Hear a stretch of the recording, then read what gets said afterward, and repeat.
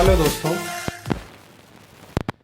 हाँ तो दोस्तों, हम पिछली जो क्लास में हमने पढ़ा था वहाँ हमने महावीर स्वामी के बारे में पढ़ा था। जैन धर्म का इतिहास पढ़ रहे थे। महावीर स्वामी की जन्म मृत्यु से लेकर के ज्ञान प्राप्ति से संबंधित सारे ही तथ्यों को समझ लिया था।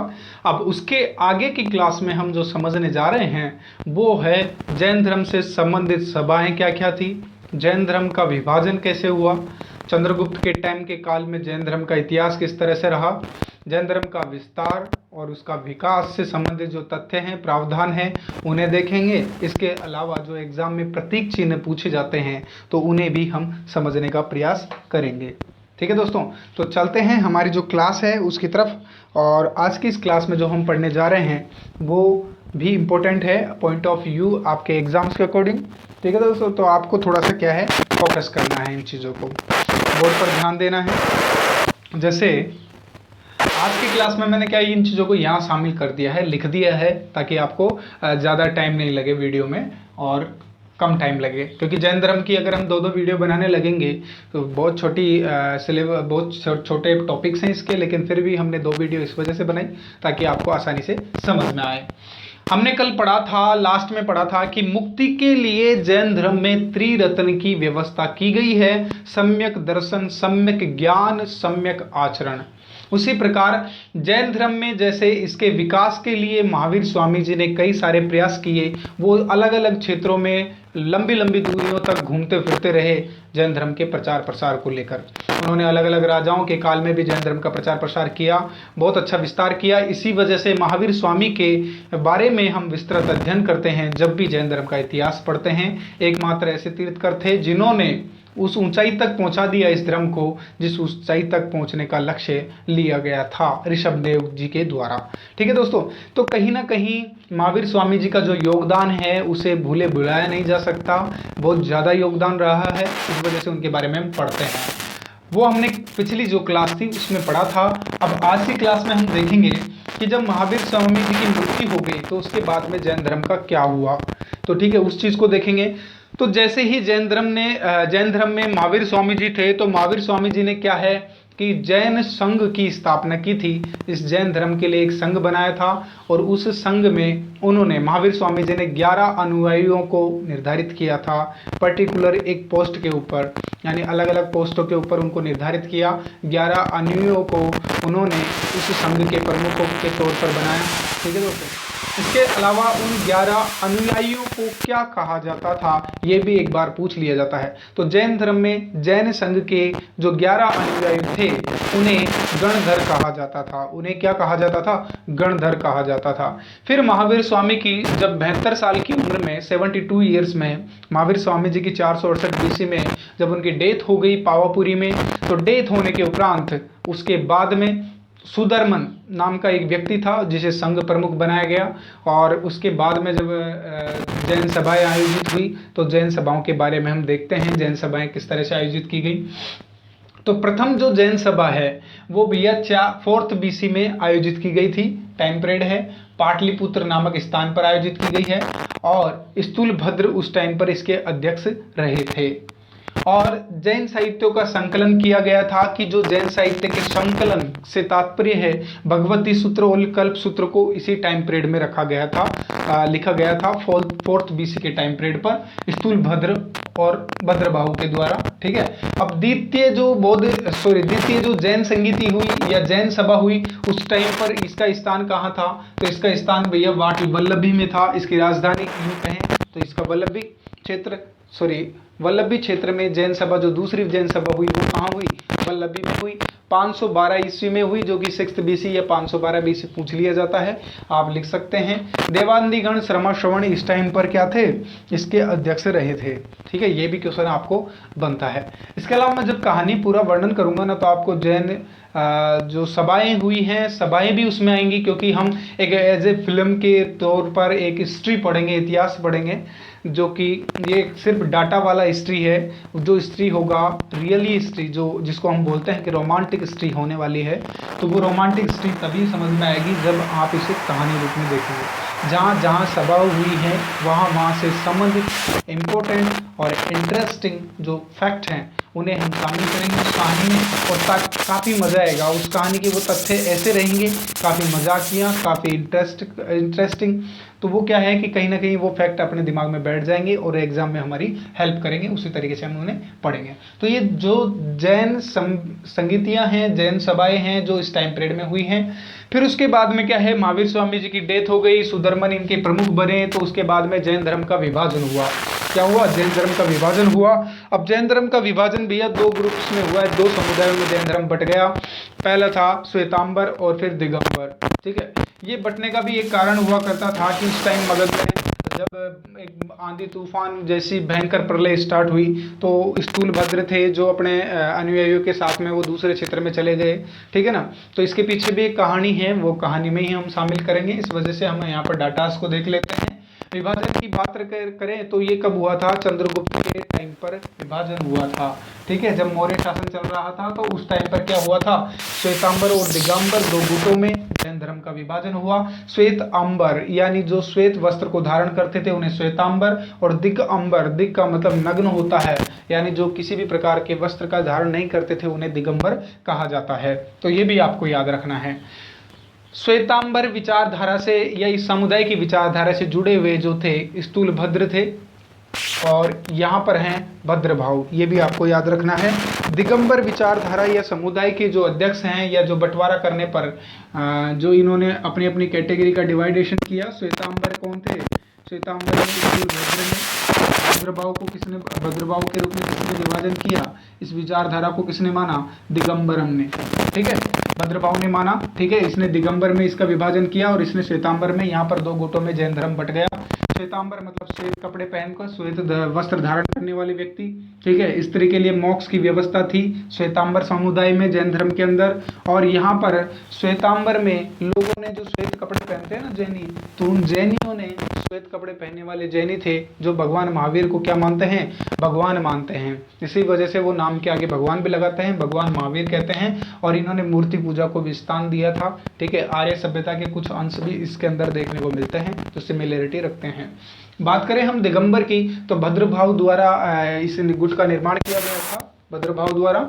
और इसमें क्या है कि ये किसी भी प्रकार की पूर्णतया नग्नता, इन्होंने पूरी तरह से क्या है, नग्नता को अपनाया। पूर्णतः रूप से स्त्री के लिए मोक्ष की व्यवस्था नहीं की, पुरुषों को स्थान दिया। ठीक है, मूर्ति पूजा का जैसा कोई इसमें भी तथ्य प्रावधान मिलते हैं, फैक्ट्स मिलते हैं, लेकिन इन्होंने क्या है, स्त्री के लिए मोक्ष संभव नहीं, इस बात को आधार माना।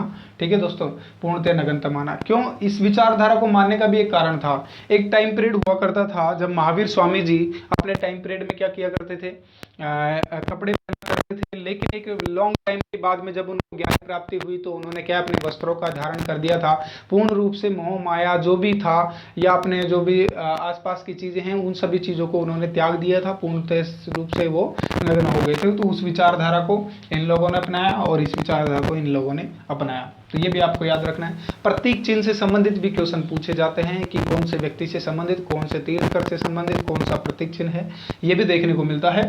प्रतीक चिन्ह की बात करें तो ऋषभदेव जी थे। ऋषभदेव जी को हम वृषभनाथ भी कहते हैं। वृषभनाथ क्यों कहते हैं? क्योंकि वृषभनाथ या बैल या वृषभ है, ये इनका प्रतीक चिन्ह के रूप में दर्शाया जाता है। जब भी आप कहीं पर भी जैनियों की मूर्तियों को दर्शन करने जाए हैं तो वहां पर आप जब देखें एक बैल के साथ में साधु की मूर्ति बनी हो तो वो तो कहलाएंगे आपके ऋषभनाथ जी हैं। भाई वो मूर्ति किसकी है? ऋषभनाथ जी की हैं। वैसे सिमिलरिटी रखती हैं सारी मूर्तियां ही, लेकिन अगर आप प्रतीक चिन्ह के हिसाब से समझेंगे तो आपको समझ में आ जाएगा कि ये ऋषभनाथ जी की मूर्ति है जहाँ बैल और वृषभ के चित्र बने हुए हैं। अजितनाथ जी के ये भी तीर्थकर हैं, थर्ड तीर्थकर हैं। हाथी की साक्ष से हाथी वाले चित्र बने होंगे। पार्श्वनाथ जी के जहाँ सांप के नीचे वो मूर्ति बनी रहती है वो पार्श्वनाथ जी की है। महावीर स्वामी जी की जो शेर के साथ दर्शाई जाती है वो महावीर स्वामी जी की मूर्ति है। तो इस तरह से आपको पहचान करनी है, ये प्रतीक चिन्ह है जिनसे पहचाना जा सकता है कि ये उनकी मूर्ति है। ठीक है, आगे मैंने बताया आपको सुधर्म था जो संघ प्रमुख बना महावीर की मृत्यु के बाद में, ये भी क्वेश्चन बन सकता है एग्जाम में। संघ की स्थापना महावीर स्वामी जी ने की थी। 11 अनुयायी थे, 11 अनुयायियों को गणधर कहा जाता था। अब साहित्य का आधार पर देखा जाए तो जो जैन साहित्य हुआ करते थे उन्हें आगम कहा जाता था। जैन साहित्य को क्या कहा जाता था? आगम कहा जाता था। और वो अर्धमागधी भाषा में वर्णित किए गए थे। कौन सी भाषा में? अर्धमागधी भाषा में वर्णित है जैन साहित्य। अब जैन साहित्य में अंग हैं, अंगों की व्यवस्था की गई है जो जैन धर्म को समझ सकते हैं। अंग कितने हैं? 12 अंगों की व्यवस्था की गई है जिसमें जैन सिद्धांतों का वर्णन किया गया है, और उन अंगों के विस्तार को समझने के लिए उपांगों की व्यवस्था की गई है, वो भी 12 बनाए गए हैं जिसमें आप अंगों के विस्तार को समझ सकते हैं। प्रकीर्णन की व्यवस्था की गई है, ये 10 हैं जो कि ग्रंथों की परिशिष्टियां सूचियों को दर्शाती है, जो कि जैन धर्म से संबंधित ग्रंथ है, उनको प्रकीर्णन कहते हैं। मूल सूत्र की बात करें तो मूल सूत्र 4 हैं जिसमें मोक्ष के नियम या भिक्षुकों के नियम का संकलन किया गया है। और छेद सूत्र है तो छेद सूत्र जो कि 6 हैं, ये भी कई बार क्वेश्चन पूछ लिया जाता है, आपको ये याद रखने हैं और इस तरह से स्क्रीनशॉट बना करके नोट्स भी बना सकते हैं आप। एक भी बात नहीं रहेगी आपकी। रही बात लूसेंट की, या आप किसी हिस्ट्री के यूपीएससी लेवल की बुक्स भी लाकर देख लीजिए, उसमें से भी एक भी बात नहीं बचेगी, क्योंकि मैं 4-5 बुक्स को पढ़ता हूँ, उसके बाद में उसमें से निचोड़ निकालता हूँ जो क्वेश्चन एग्जाम से पूछ लिए गए हैं या पूछे जाने की संभावना है, या कहाँ से बन सकते हैं, या फिर वो अपने कितना दिमाग दौड़ा सकता है एग्जामिनर, उस हिसाब से वो इसको तैयार करता है दोस्तों। ठीक है, अब बात करें संलेखन विधि की, तो संलेखन विधि के ऊपर भी क्या है कि क्वेश्चन पूछा गया था पिछली बार। संलेखन विधि किससे संबंधित है?